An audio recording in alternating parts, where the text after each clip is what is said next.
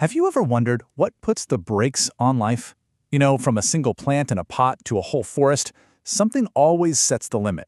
To really get what that is, we need to start with a really simple question. Right? I mean, why doesn't a forest just keep expanding, getting bigger and bigger forever? It's got sunshine, it's got water, plenty of CO2, so what's holding it back? Well, the answer comes from this really elegant, really powerful idea that's been around since the 19th century. Okay, to wrap your head around this, let's use a classic analogy. Picture an old wooden barrel, the kind made of individual planks or staves. Now imagine each one of those staves is a different essential resource. One is water, one is nitrogen, one is sunlight, and so on. So if one of those planks is shorter than all the others, how high can you fill the barrel with water? Exactly, only up to the top of that shortest stave. That one short plank, that's your limiting factor. It's the one thing that dictates the barrel's total capacity no matter how tall all the other staves are. That whole leaky barrel thing, it's not just a cute story. It's a perfect visual for a fundamental rule of nature. So let's move from that simple picture to the actual scientific law it represents. And here it is, Liebig's law of the minimum. A guy named Justus von Liebig figured this out way back in 1840, and it basically puts a formal name to our leaky barrel idea. The law says that growth isn't controlled by the total amount of resources available, but by the one essential resource that's in the shortest supply. It's all about that shortest stave. And this quote right here, this is the absolute heart of it.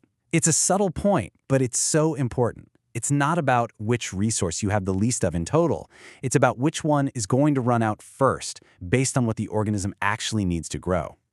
So think about it. Let's go back to the barrel. If the shortest stave, the one holding everything back, is phosphorus, you could add a ton more nitrogen. You can make that nitrogen stave a mile high. But is the water level in the barrel going to change? Nope, not one bit. Adding more of something you already have plenty of does absolutely nothing to fix the problem. You've got to focus on that one short stave. Okay, so this is a great theory, but where does it actually show up in the real world? Well, the answer is pretty much everywhere. Let's take a look at how different ecosystems are totally governed by their own unique shortest staves. And what's really fascinating is that this limiting factor, this shortest stave, it's not the same everywhere you go. On land, a lot of the time, the big limiting nutrient is nitrogen. But in freshwater lakes and rivers, it's usually phosphorus. And then you get out into the huge open ocean, and it might be nitrogen again. Or, get this, sometimes it's a trace element you might not even think about, like iron. All right, so that leads us to a really important and often pretty problematic question. We just said that in most lakes, phosphorus is the short stave, keeping everything in check. So, what do you think happens if we suddenly dump a whole bunch of it into the water? This is exactly how we get a massive ecological problem. When runoff from farms or sewage from cities pours phosphorus into a lake, that shortest stave in the barrel is suddenly made way, way longer. The brakes are completely off. And the phytoplankton, all the tiny algae in the water, they just go wild. Their growth explodes, causing what we call an algal bloom.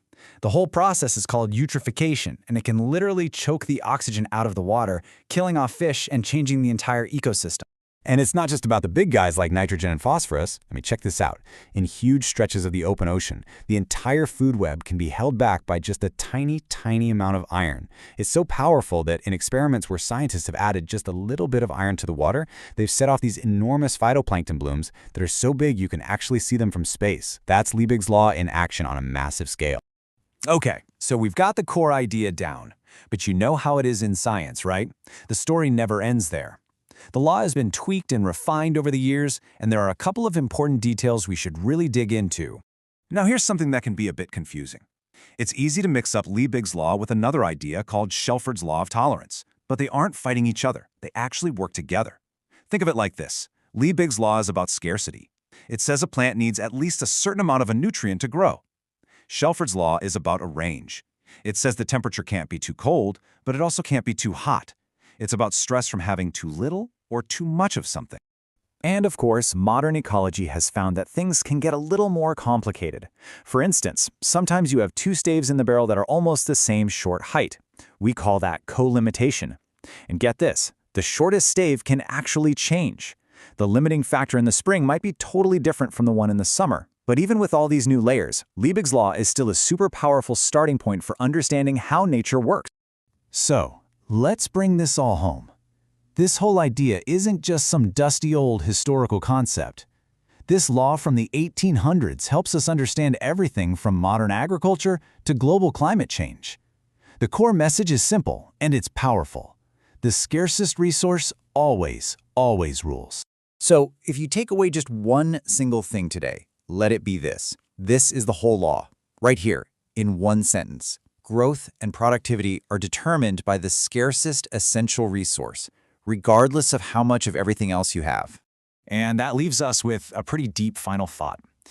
As we see huge shifts in our global climate, in water availability, in nutrient cycles, the identity of that shortest stave is changing, not just in a single lake or forest, but for the entire planet. So the real question we have to ask ourselves now is, what's going to become our planet's next limiting factor?